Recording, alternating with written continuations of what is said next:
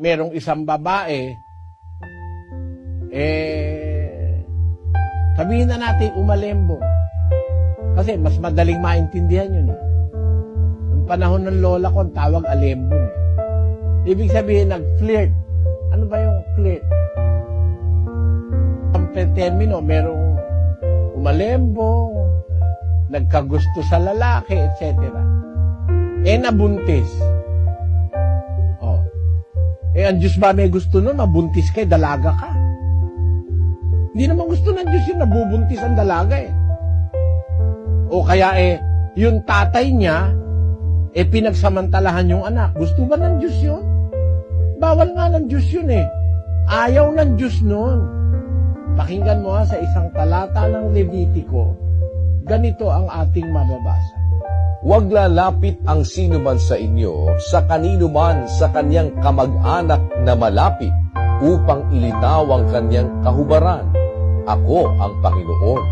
Ang kahubaran ng iyong ama o ang kahubaran ng iyong ina ay huwag mong ililitaw.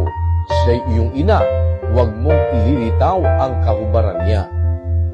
Ang kahubaran ng asawa ng iyong ama ay huwag mong ililitaw.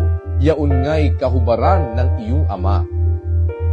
Ang kahubaran ng iyong kapatid na babae na anak ng iyong ama o anak ng iyong ina, maging ipinanganak sa sarili o sa ibang bayan, ay huwag mong ililitaw ang kahubaran nila.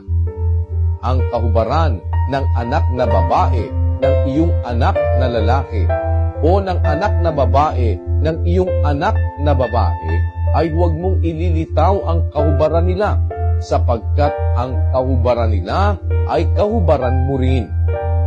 Ang kahubaran ng anak ng babae ng asawa ng iyong ama, na naging anak sa iyong ama, siya'y kapatid mo, huwag mong ililitaw ang kahubaran niya. Kita mo, bawal nga mag-asawa sa kamag-anak na malapit Bawal mag-asawa sa pamangkin mo, sa tiyahin mo, sa kamag-anak na malapit, sa anak mo.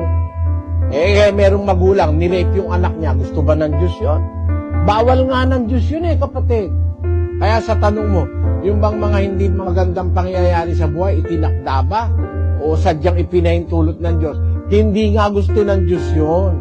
Kaya lang, ang tao mayroong sarili niyang pagpili. Ang tawag natin doon, free choice, free will. Sometimes we can do things which are against God's will. That's why we are going to answer for the penalty of our sins or our action. Hindi lahat ng nangyayari sa buhay ng tao gusto ng Diyos. Minsan nangyayari yung gusto mo. Kaya nga nung manalangin ng Panginoong Hesus sa Ama, yung binasa natin kaninang talata, sabi niya, kung maaari, Ama, lumagpas sa akin ang sarong ito. Gayon may huwag mangyari ang kalooban ko, kundi ang kalooban mo. Yun ang masunurin. Ang pinangyayari, yung kalooban ng Ama, gaya ni Kristo. Merong tao rebelde, ayaw sumunod sa Diyos Yung gusto niya ang ginagawa niya, kaya pati anak niya, sobra kawalangyaan niya, pati anak niya, nire-rape niya. At hindi isang pangyayari merong ganyan. Yung mga pangyayari na yan, hindi gusto ng Diyos yan. Kaya lang, binibigyan nga tayo ng Diyos ng kalayaan na mamili sa mundong ito para ikaw ay kung magiging dapat ka sa Diyos, it's your choice. Ikaw ang namili. Kung mapapahama ka, ikaw rin ang namili. Hindi mo masisisi ang Diyos kasi pinamili ka niya 30:19 ng Deuteronomy. Aking tinatawag ang langit at ang lupa na pinakasaksi laban sa inyo sa araw na ito, na aking ilagay sa harap mo ang buhay at ang kamatayan, ang pagpapala at ang sumpa.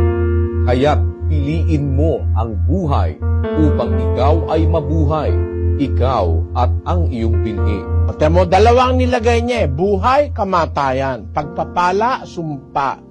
Ikaw na bahala, pero kung susunod ka sa Diyos, ang sabi niya, piliin mo yung buhay para ikaw ay mabuhay. Piliin mo yung pagpapala.